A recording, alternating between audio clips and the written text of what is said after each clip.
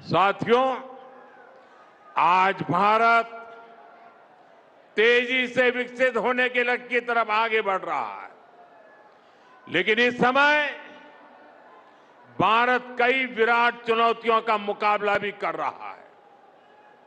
साथियों, कोरोना काल के दौरान ही दुनिया सप्लाई चेन के बहुत बड़े संकट से घिर गई थी। कोविड के बाद यूक्रेन में युद्ध शुरू हो गया, उसने दुनिया की परेशानियां और बढ़ा दी। फूड, फ्यूल, फर्टिलाइजर, इन तीनों चीजों पर गंभीर प्रभाव पड़ा। बीते 5-6 वर्षों में इस संकट से निपटने के लिए हमारी सरकार निरंतर प्रयास कर रही है। आपको याद होगा, उस समय और आज भी फर्टिलाइजर की एक एक बोरी दुनिया में 3-3 हजार रुपये में बिक रही थी। एक बोरी का 3,000 रुपया। कितना? आप बताएंगे एक बोरी का कितना? आंकड़ा नहीं, बोलिए मुंह से। 3,000 रुपया एक बोरी का। कितना? एक बोरी का कितना? एक बोरी का कितना? और भारत के किसानों को वही खाद की बोरी 300 से भी कम रुपये में दी जा रही है। 3,000 के सामने 300 रुपये में। सप्लाई चेन की इन मुश्किलों के बीच पिछले 2 महीने से हमारे पड़ोस में ही इतना बड़ा युद्ध चल रहा है। इसका असर पूरी दुनिया पर पड़ा है और भारत पर तो और भी गंभीर असर हुआ है। साथियों, भारत के पास बड़े बड़े तेल के कुएं नहीं है। हमें अपनी जरूरत का पेट्रोल, डीजल, गैस, ये सब बहुत बड़ी मात्रा में दुनिया के दूसरे देशों से, बाहर से मंगाना पड़ता है। युद्ध की वजह से पूरी दुनिया में पेट्रोल, डीजल, गैस और फर्टिलाइजर के दाम बहुत अधिक बढ़ चुके हैं, आसमान को भी पार कर गए हैं। अड़ोस पड़ोस में देशों में क्या हाल है वो तो अखबारों में आता है। भारत सरकार इस युद्ध के पिछले 2 महीनों से देशवासियों को इस संकट से बचाने के लिए लगातार प्रयास कर रही है। नागरिकों पर बोझ न पड़े, इसके लिए सरकार सारा बोझ सरकार खुद अपने कंधे पर उठा रही है। लेकिन साथियों, जब सप्लाई चेन पर संकट लगातार बना रहे तो हम कितने भी उपाय कर लें, मुश्किलें बढ़ती ही जाती है। इसलिए अब देश को सर्वोपरि रखते हुए, मां भारती को सर्वोपरि रखते हुए हमें एकजुट होकर के लड़ना होगा। हमें याद रखना है, देश के लिए मरना ही सिर्फ देशभक्ति नहीं होती है। देश के लिए जीना और देश के प्रति अपने कर्तव्यों को निभाना, वो भी देशभक्ति होती है। इसलिए वैश्विक संकट के इस समय में हमें कर्तव्यों को सर्वोपरि रखते हुए कुछ संकल्प लेने होंगे और उन संकल्पों को पूरे समर्पण भाव से पूरा करना होगा। जैसे एक बड़ा संकल्प है पेट्रोल डीजल का संयम से इस्तेमाल करना। साथियों, हमें पेट्रोल डीजल का उपयोग कम करना होगा। शहरों में जहां मेट्रो है वहां हम तय करें कि हम मेट्रो का ही उपयोग करेंगे, ज्यादा से ज्यादा मेट्रो में ही जाएंगे। अगर कार में ही जाना जरूरी है तो फिर कार पूल करने का प्रयास करें और भी लोगों को साथ बिठा ले।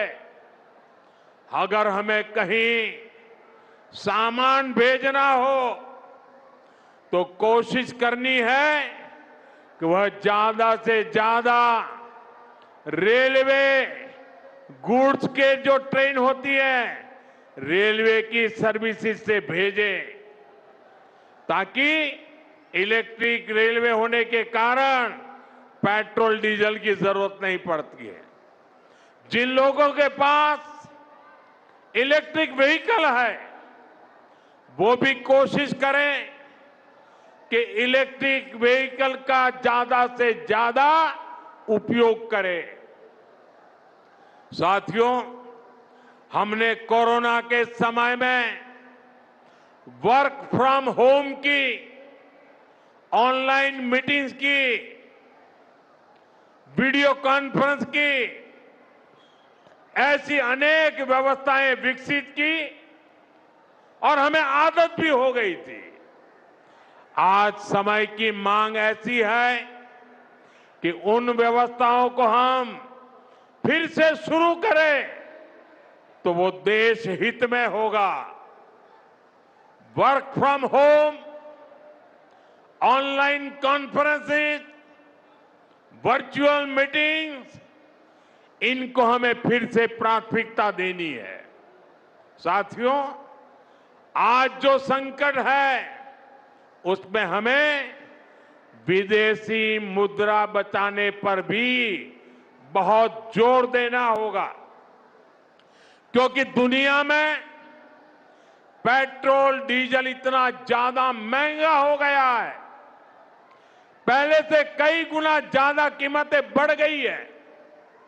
तो हम सबका दायित्व है कि पेट्रोल डीजल की खरीद पर जो विदेशी मुद्रा खर्च होती है, पेट्रोल डीजल बचाकर हमें वो मुद्रा भी बचानी है। इसके लिए हमारे छोटे छोटे प्रयास भी देश की बहुत मदद कर सकते हैं। जैसे आजकल जो विदेशों में शादियों का, विदेशों में घूमने का, विदेशों में वैकेशन पर जाने का मिडिल क्लास में कल्चर बढ़ता जा रहा है। हमें तय करना होगा कि जब ये संकट का काल है और हमारी देशभक्ति हमें ललकार रही है तो कम से कम एक साल के लिए हमें विदेशों में जाने की बातों को टालना चाहिए। भारत में बहुत सारी जगह है, वहां हम जा सकते हैं, बहुत कुछ भारत में किया जा सकता है। इस बेटी को नीचे बिठाइए, उसे थक जाएगी, उस बेटी को बिठाइए। वो थैंक यू बेटा, थैंक यू। बैठिए, आप नीचे बैठिए। मैंने देख लिया बेटा, उसको देख लिया, अब आप बैठ जाइए। हाँ, इस छोटी बच्ची को क्यों परेशान करते हो भाई? इन बच्चों को बैठने दीजिए प्लीज, बच्चों को परेशान मत कीजिए जी। साथियों, हमें विदेशी मुद्रा बचाने के जो भी रास्ते हम लोग अपना सकते हैं हमें बचाना होगा।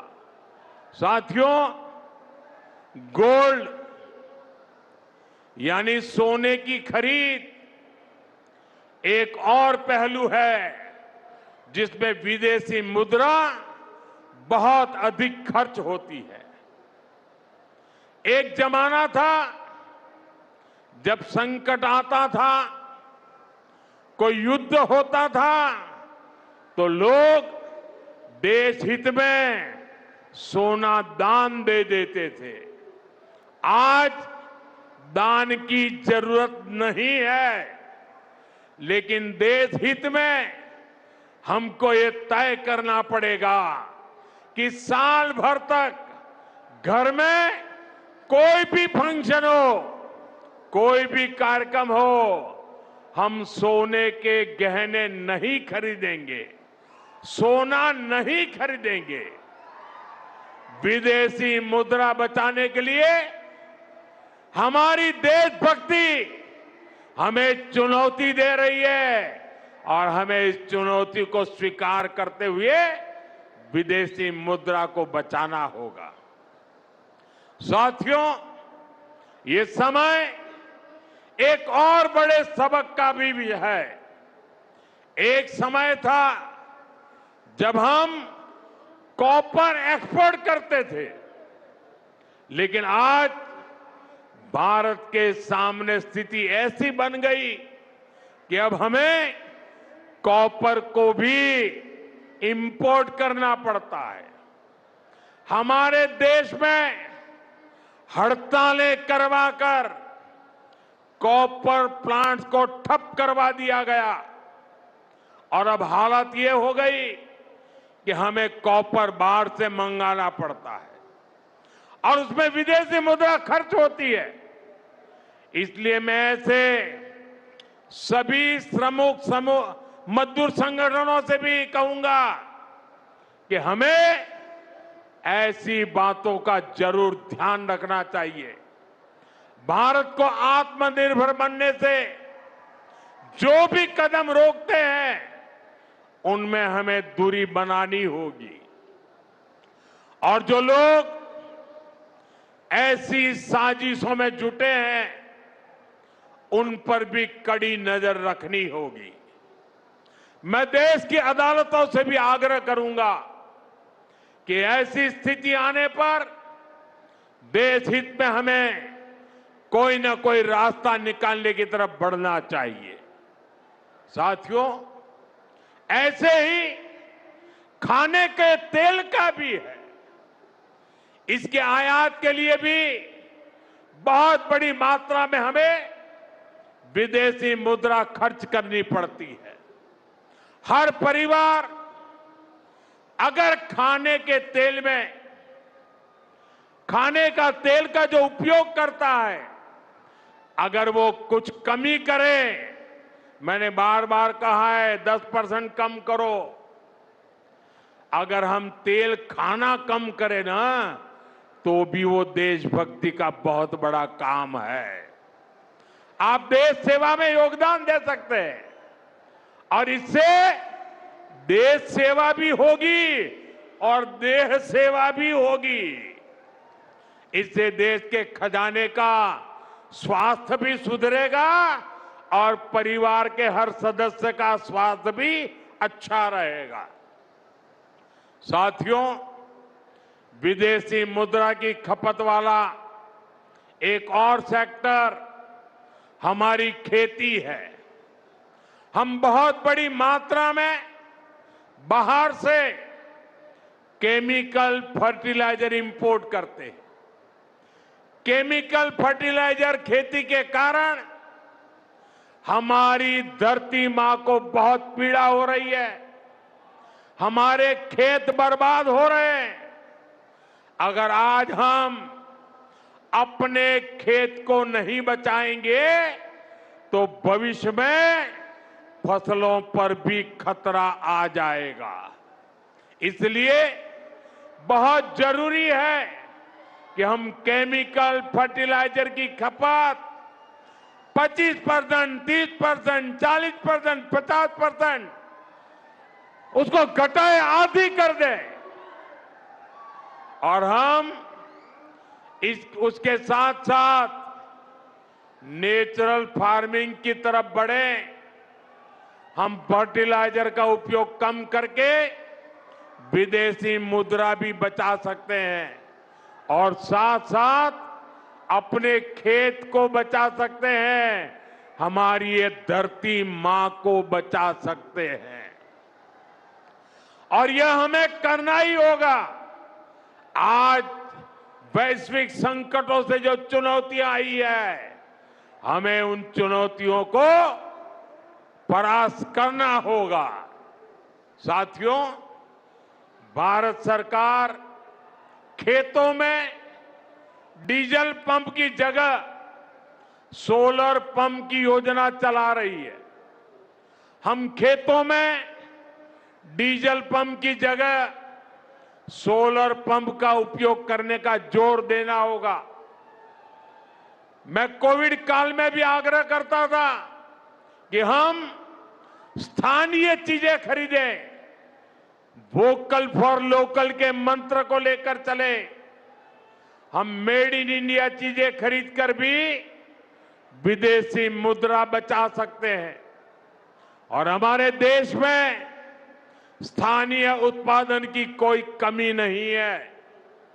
चाहे जूते हो, पर्स हो, बैग हो, हमें स्वदेशी पर बल देना चाहिए। और मैं ये नहीं कह रहा कि जो आपके पास विदेशी चीजें खरीदी हुई है, विदेशी ब्रांड की है, उनको जाकर के फेंक दो, ऐसा मैं नहीं कह रहा हूं। लेकिन मेरा आग्रह है कि नए विदेशी प्रोडक्ट हमें नहीं खरीदने चाहिए। और वाकई हमें कई बार अंदाजा तक नहीं होता कि रोजमर्रा की कितनी सारी चीजें विदेशी हैं जो हम ऐसे ही यूज कर रहे हैं। और साथियों, जब मैं बात स्वदेशी की करता हूं तो लोगों को लगता है कि दिवाली के दिए खरीदो मतलब स्वदेशी हो गया। ये तो भ्रम फैलाने वाली बातें हैं। इससे सफलता नहीं मिलती है। हमें घर के उपयोग में आने वाले सामान की लिस्ट बनानी है। देखना चाहिए कितनी विदेशी चीजें घुस गई है, पता ही नहीं है। कैंची हो, कंघी हो, छोटी छोटी चीजें, टूथपिन, टूथब्रश, कितना सारा सामान विदेश से हमारे घर में घुस गया है। फिर इस लिस्ट से हमें हो सके उतना जल्दी स्वदेशी में बदलना चाहिए। साथियों, ये बातें सिर्फ एक सरकार, एक दल, एक व्यक्ति की नहीं है। ये बीजेपी का भी मुद्दा नहीं है, ये देश का मुद्दा है। और इसके लिए हर नागरिक, हर राजनीतिक दल, हर सरकार, हर समाज, हर संगठन को संकल्पबद्ध होगा। मैं मीडिया के साथियों से भी देश हित में आगे आने के लिए आग्रह करूंगा। आइए देशभक्ति का भाव जगाएं और देश को जो वैश्विक संकट चल रहे हैं, देश उस संकटों का लाभ ले, परिस्थिति पे सवार हो जाए। ऐसा वातावरण बनाने के लिए हमें योगदान देना होगा और तभी जाकर के देश सफल होगा। ऐसे संकल्प जब हर नागरिक पूरी ईमानदारी से सिद्ध करेगा तो भारत हर संकट में जरूर विजयी होगा।